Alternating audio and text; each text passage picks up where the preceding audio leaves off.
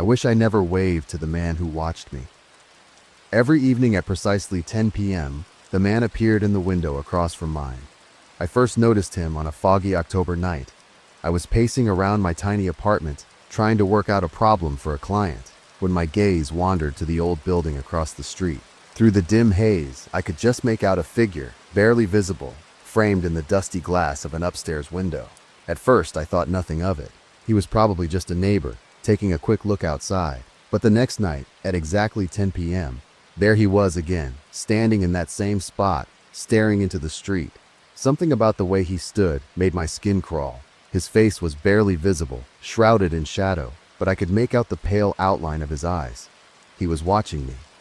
I closed the blinds that night, uneasy, but every evening after that, no matter how hard I tried to ignore him, I felt his presence. Curiosity, or perhaps a growing sense of dread, got the better of me. Each night, I would watch the clock, my heart pounding, until the hour struck 10. And there he would be. Days turned into weeks, and the man never missed a night. Always standing in the same spot, in the same eerie, unbroken silence. He never waved, never moved, just watched, as though waiting for something. One night, I decided to wave to him. I wanted to see if he'd respond. As soon as the clock hit 10, I pulled back the blinds and raised my hand hesitantly toward the window. His eyes met mine, and for a brief moment, I thought he was going to lift his own hand. Instead, his lips curled into a small, unsettling smile, revealing darkened, uneven teeth. My skin prickled. I quickly closed the blinds, trying to shake off the creeping chill that had settled over me. That was the first night I heard him. I had just started drifting off to sleep when a faint tapping echoed through my apartment. My eyes snapped open, heart hammering. The tapping was steady, deliberate, like someone lightly rapping their knuckles against glass. I lay frozen, listening, trying to place the sound. Tap, tap, tap. It was coming from my window. Slowly, dreading what I might see, I turned toward it. Through the thin fabric of my blinds, I could make out a shadowy outline standing on the fire escape outside my apartment. A face pressed close to the glass, a wide, toothy smile just barely visible through the slats. My blood ran cold. I wanted to scream, but I was paralyzed. I squeezed my eyes shut, hoping it was just my imagination, that the man in the window was only a trick of the light, a shadow cast by passing cars. The tapping grew louder, more insistent. Tap, tap, tap. Somehow, I managed to bolt upright, grabbing my phone and dialing 911 with trembling fingers. The dispatcher answered, her voice a steady anchor in the dark. I whispered, terrified he might hear me, that there was someone on my fire escape. Within minutes, I heard the wail of sirens. I didn't dare open my eyes until I felt the reassuring presence of the police officers. They searched the fire escape, the alley, the entire building, but found nothing. No footprints, no fingerprints, nothing to indicate anyone had been there at all. The officers suggested it was just a nightmare, a figment of my imagination. But I knew what I'd seen. I could still feel the weight of his gaze, the pressure of his face pressed against my window. That night, I barely slept, the man's smile haunting my every thought. The next day, I tried to convince myself it was over, that he wouldn't return. But as the clock struck 10, I found myself unable to resist looking out the window. He was there, staring back at me from across the street. This time, he looked different. His face was somehow clearer, his features sharper, more defined. His eyes were glassy and dull, his skin pale and stretched tight over his bones. And there was something else. He was holding up a piece of paper against the glass. It was a small yellowed scrap, crinkled around the edges. I squinted, trying to read the faint scrawled words. "I'm watching." I stumbled back, heart racing, but when I looked again, the note was gone. The man was gone. The window across the street was empty, as though he had never been there at all. For days, I waited, dreading the hour of 10 o'clock. The silence gnawed at me, filling my mind with dread. But after a week, when he didn't reappear, I began to hope that maybe it was over. One night, weeks later, I was drifting off to sleep when a loud knock jolted me awake. I froze, straining my ears, praying I'd imagined it. Knock, knock, knock! The sound was coming from my front door. My heart raced as I forced myself to get up, creeping slowly toward the door. As I got closer, I could hear something, a faint rasping whisper, barely audible through the thick wood. "Let me in." The whisper was dry, hollow, like dead leaves scraping against pavement. I backed away, shaking. I turned on every light in my apartment, trying to drown out the darkness, the growing terror that filled me. The knocking continued, steady, rhythmic, unyielding. "Let me in." Desperate, I dialed the police again, but by the time they arrived, the knocking had stopped. The officers looked at me with pity, clearly doubting my story. They left soon after, telling me to call if I had any more trouble. For hours, I sat in silence, barely breathing, waiting for the knocking to start again. But it didn't. I never heard it again. A few days later, I noticed the building across the street was empty. No lights, no movement. It was as though the place had been abandoned. Curious, and maybe a little desperate for closure, I went over to ask around, hoping to learn something about the man in the window. The landlord, an elderly woman, looked at me with wide eyes when I mentioned him. "No one's lived there for months," she said, her voice barely a whisper. "The last tenant, well, he disappeared. The police never found him. The only thing they found in the apartment was a note left on his window. It said, 'I'm watching.'" Her words chilled me to the core. That night, as I lay in bed, I realized something. I could still feel his eyes on me, watching from somewhere unseen, waiting for the moment I'd let him in.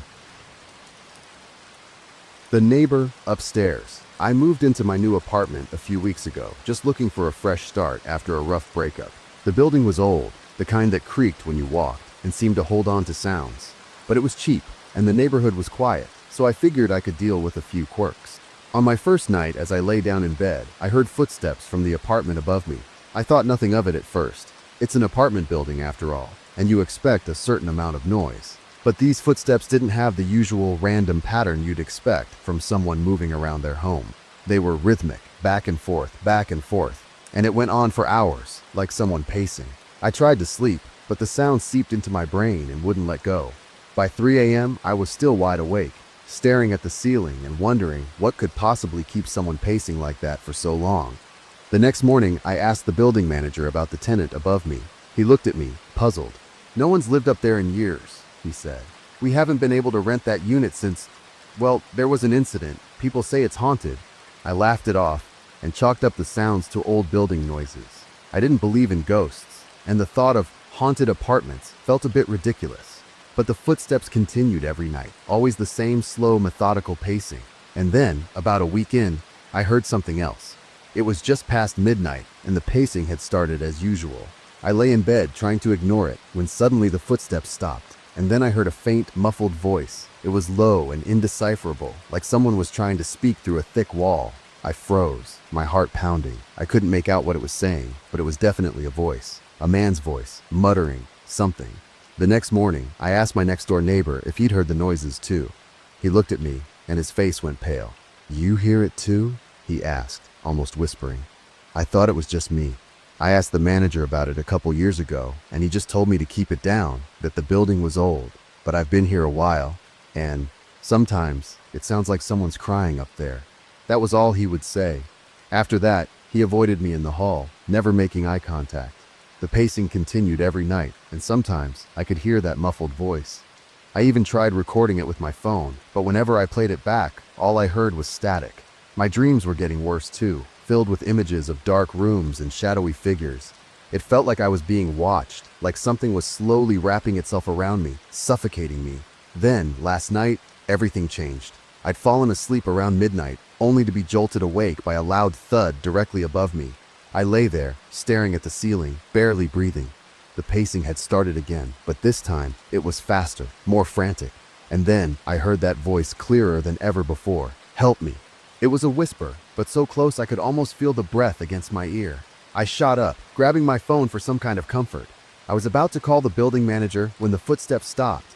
Dead silence filled the room. And then, a knock, directly above my bed. I sat there, frozen, as the knock sounded again. 3 slow, deliberate knocks. I couldn't move.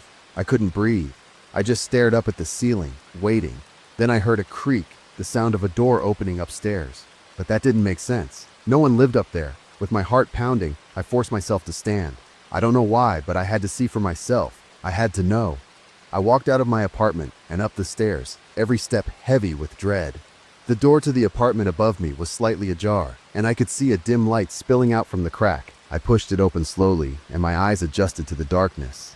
The apartment was empty, cold and bare, with dust blanketing every surface. But as I stepped inside, I noticed something on the floor. Footprints, in the dust, leading from the door to a corner of the room. And in that corner, the air felt wrong, like it was thicker somehow, filled with an overwhelming sense of despair. I heard the voice again, right next to me, soft and pleading. "Help me." I ran. I didn't look back. I bolted down the stairs, back into my apartment, and locked the door behind me. But as I turned, I saw it, something I'll never be able to unsee. There, standing in the corner of my bedroom, was a figure. Dark, unmoving, with eyes that seemed to burn into my soul. And then, in a voice barely above a whisper, it spoke, "Help me, or take my place. I don't know what to do. I don't know if I'm going insane, but every night I can still hear it. The pacing above, the whispering, the knock, and every night it's getting closer. If anyone is reading this, please tell me I'm not alone. Tell me what I should do, because I'm terrified that if I don't help it, I might just become it." Well, that was pretty much it. I hope you liked the story till then. Bye-bye.